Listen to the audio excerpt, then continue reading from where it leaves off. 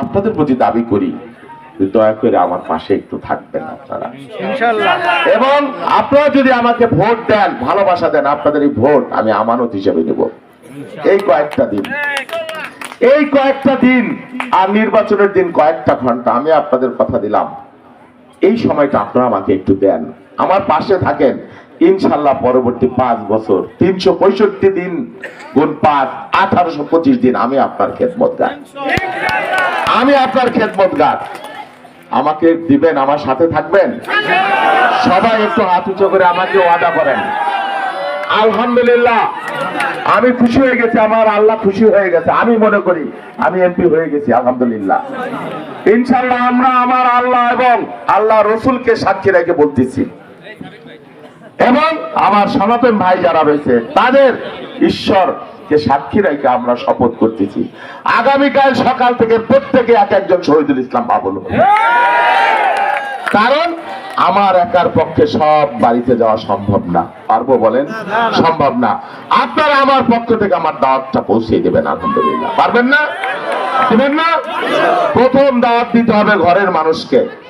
স্ত্রীকে ধমক দিয়া ভোট চাইলে কিন্তু হবে না, দিবে না। অন্ধকার ঘর, ভালোবাসা দিয়ে বলতে হবে, অনুরোধ করে বলতে হবে। আপনার ভোটের যে দাম, তার ভোটের একই দাম, কিন্তু প্রেসিডেন্টের ভোটের একই দাম। অতএব অ্যাপিল করতে হবে, যেই কারণে এই মানুষটাকে ভোট দেওয়া উচিত, এই কারণে এই মানুষটা আমার ভোটের হকদার। এই কারণে তাকে বুঝিয়ে বললে নিশ্চয়ই সে বুঝবে। তো আমি আল্লাহর রহমতে নিশ্চিন্ত তো নাকি? আমি আপনাদের মানুষ হইতে পারবো? আলহামদুলিল্লাহ। সবাইকে ধন্যবাদ জানাই, আর বেশি কথা না বলি। আর শেষ কথা, আমি কিন্তু একজন মুক্তিযোদ্ধার পরিবারের সন্তান। আমার বাপ একজন মুক্তিযোদ্ধা, আমার মা এখনো মুক্তিযুদ্ধের ভাতা পায়। সুতরাং এই যে আমার দলের যারা নেতা, পরিষ্কার করে বলি, এই নেতারা যদি আমাদের কাছে নিরাপদ হয়, আপনারা ভিন্ন দল যদি কেউ করেন, তারাও আমার কাছে নিরাপদ থাকবে।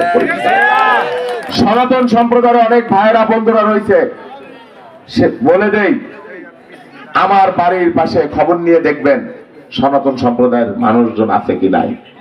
ছোটবেলা থেকে তাদের সাথে বড় হয়েছি, কাকি, মাসি, দিদি, কাকা, এগুলো বলে বলে আমাদের বাড়ির বিয়ের অনুষ্ঠান, তাদের বাড়ির বিয়ের অনুষ্ঠান আমাদের ছাড়া হয় না, তাদেরটাও আমাদের, আমারাও তাদের ছাড়া হয় না কোনোদিন। আমরা মানুষকে কখনো আলাদা করে মূল্যায়ন করি না। সবার উপরে মানুষ, সত্য তাহার উপরে নাই। হিন্দু না ওরা মুসলিম, ওই জিজ্ঞাসে গুঞ্জন, কান্দারি বলো ডুবিছে মানুষ, সন্তান মরমান। অথবা ওরা একই বৃন্তে দুটি কুসুম, হিন্দু মুসলমান, মুসলিম তার নয়নমণি, হিন্দু তাহার প্রাণ। এই কথাটা অন্তরে কিন্তু ধারণ করি আমরা। আমার এক দিদি আছে, আমরা বড়দি বলি তাকে, এখনো বলি।